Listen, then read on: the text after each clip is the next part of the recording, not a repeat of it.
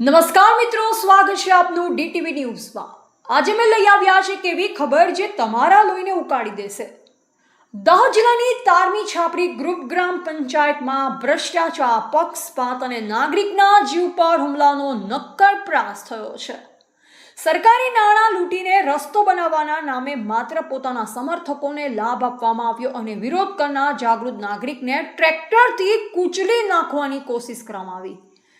મિત્રો, માત્ર 50 દિવસ પહેલાનો બનાવેલો આરસીસી રસ્તો આજે તૂટી ગયો છે।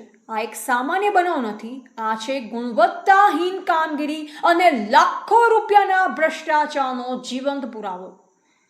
આક્ષેપ મુજબ સરપંચ શ્રી નિકુંજભાઈ હરેશભાઈ બારિયાના નાના ભાઈ મંથનભાઈ હરેશભાઈ બારિયાએ રસ્તાની આજુબાજુ માત્ર 40 મીટરના ચોક્કસ ઘરોના આંગણા અને જાજરા બાથરૂમ સરકારી આરસીસી મટીરિયલથી ભરી આપ્યા, પણ એ માત્ર એવા લોકોને જ કે જેઓ સરપંચના સમર્થક છે।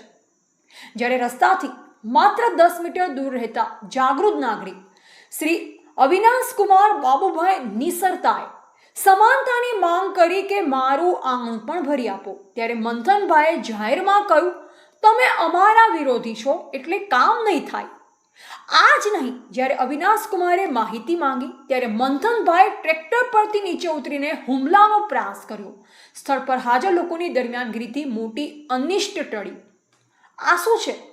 ગ્રામ પંચાયતમાં સરપંચના સમર્થકોને સરકારી લાભ અને વિરોધીઓને પદ્ધતિસર વંચિત રાખવાની સિસ્ટમ ચાલે છે। અવિનાશ કુમારે અગાઉ પણ જાનથી મારી નાખવાની ધમકીઓ મેળવી છે। આ સ્પષ્ટ રીતે ગુંડાગીરી અને ભ્રષ્ટાચારનું સિન્ડિકેટ છે। જાગૃત નાગરિકોની માંગણીઓ છે, સ્થળ પર તાત્કાલિક ઉચ્ચ કક્ષાની તપાસ અને ગુણવત્તા ઓડિટ થાય, પક્ષપાતપૂર્ણ વપરાયેલ આરસીસી મટીરિયલ્સની રિકવરી અને કાર્યવાહી થાય, જાગૃત નાગરિક અવિનાશ કુમારને પોલીસ રક્ષણ આપવામાં આવે અને હુમલાના પ્રયાસમાં કડક કાયદેસર કાર્યવાહી થાય। અને સૌથી મહત્વનું, જો મારા કે મારા પરિવારના કોઈ પણ સભ્યને કોઈ અનિચ્છનીય ઘટના બને તો તેની સંપૂર્ણ જવાબદારી સરપંચ નિકુંજભાઈ અને તેમના સમર્થકોની રહેશે।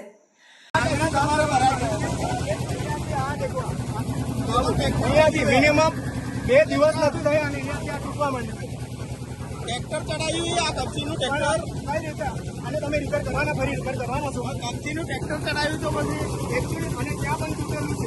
એ તો આગળનું છે, આગળનું નથી બધા 40 રૂમનો રોડ આગળનું છે, એ તો આગળનું અમારે આ રોડ અહીંયા ત્યાં તમે નથી